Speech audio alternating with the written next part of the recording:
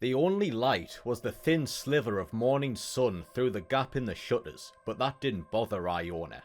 The darkness only aided her concentration. She sat, cross-legged on her bed, staring at the silver ball nestled among the sheets.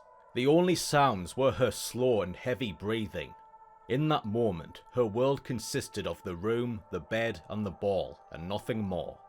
It was early. She was still wearing the clothes she'd slept in.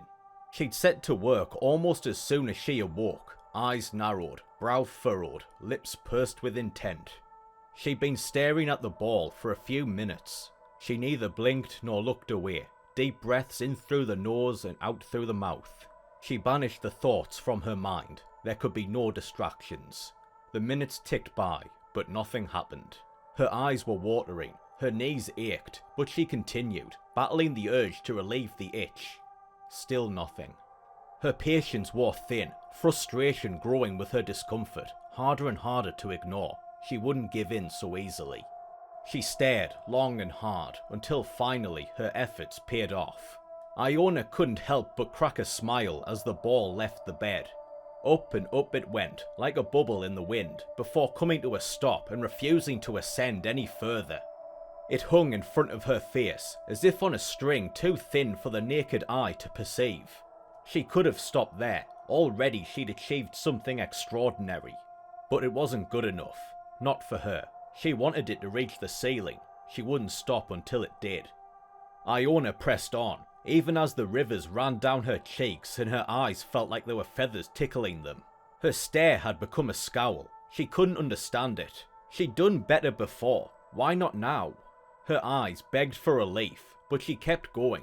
She didn't care how long it took. She wouldn't let herself be beaten. She couldn't.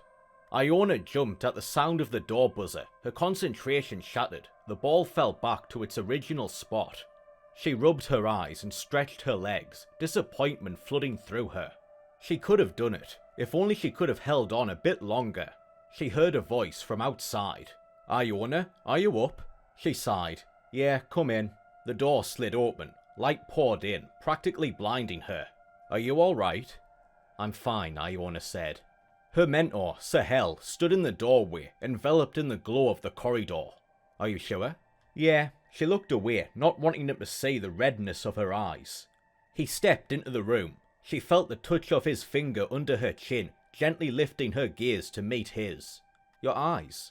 "It's just my allergies," Iona lied. She had no allergies. None she was aware of, at least. Sahel looked to the ball, then back to her. "You've been practicing again, haven't you?" Iona said nothing, just stared at her feet. She was in trouble now. Sahel straightened. "Unsupervised practice is strictly forbidden, Miss Aventius. You know that." Iona nodded, avoiding her mentor's eyes. "Do you know why that is?" She nodded again. She'd never liked getting into trouble. Even at 18, she would shrivel up whenever being told off. Why is it? He knew she knew the answer. He just wanted to hear her say it. "Because we can hurt ourselves," Iona said, still looking at her feet. "And others," he added sharply. "And others. I'm sorry, She trailed off, not sure what else to say. She was a good person, but she often found it difficult to follow the rules. Sahel sat down beside her, placed a hand on her shoulder. "I understand. I've taught many Arcanists, and many of them were just like you. Ambitious, determined, stubborn. They wanted to be the best they could possibly be, and there's nothing wrong with that. But they wanted it all right away, no patience whatsoever. Does that sound familiar?" She nodded. He had her figured out. He sighed. "I'm sorry, Iona. It doesn't work like that. Learning to use this power you have is a long and difficult process, and requires many things, patience being one of the most important." Iona felt like she could cry. "I just want to be as good as you." Another lie. She didn't want to be as good as Sahel. She wanted to be better. She wanted to be the best there'd ever been. "I know you do, and you will be." The grip at her shoulder tightened slightly, but only if you have patience. The rules are there for a reason. You have to allow the ability to harness your power to develop naturally through structured and supervised practice. You can't force your abilities to grow. Many have tried and it has seldom ended well. Do you understand? Finally, she met his eyes. "Yes, I understand. I'm sorry.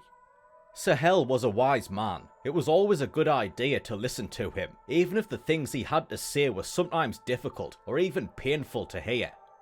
He smiled and patted her on the shoulder. Good. Now I need you to promise that you won't do this anymore. Using Arcana by yourself while you're at this stage is very dangerous, and there are harsh penalties for those who break the rules.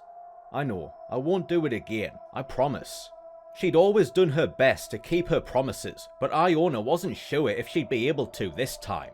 The feelings that came with exercising arcane power were intoxicating, addicting even. The more she experienced, the more she craved. He patted her shoulder again, then stood up. Good. Now why don't you get dressed and we'll go and collect Bolton for some structured and supervised practice.